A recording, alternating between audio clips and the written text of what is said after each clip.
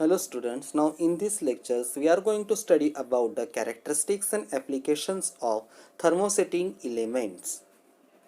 Epoxy and bakelite are the two thermosetting elements which are most practically used in industries. Now first one is epoxy. Epoxy is also one of the type of thermosetting polymers which is obtained by condensation polymerization reaction in between epichlorohydrin and polyhydroxy compound.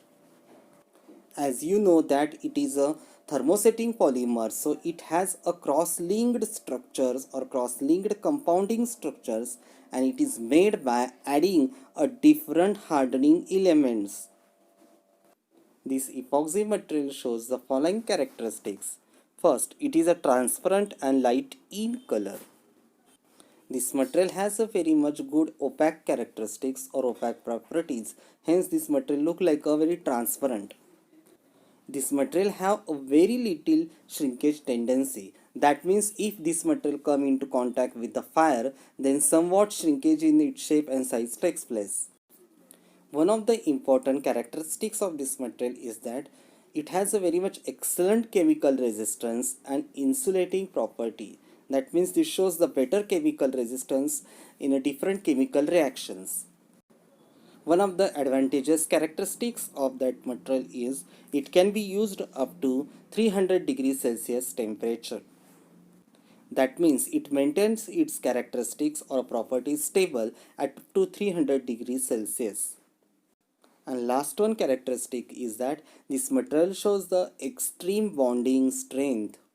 Means molecules of this material is combines with the same molecules or molecules of the another substances, then they form a very good bonding with them with a high level of strength. Now we are going to study the applications of this epoxy material. In aircraft and automobile, for manufacturing of different components, this type of material is mostly used. It is also famous for the different types of joining and repair work of small articles. It is also famous for the making small casting articles for the decorative purposes. Second thermosetting element is nothing but the bakelite.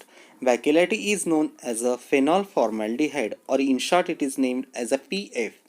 It is made by a condensation polymerization also within a chemical reactions between phenol and formaldehyde. Remember that it is always available in the form of a black powder.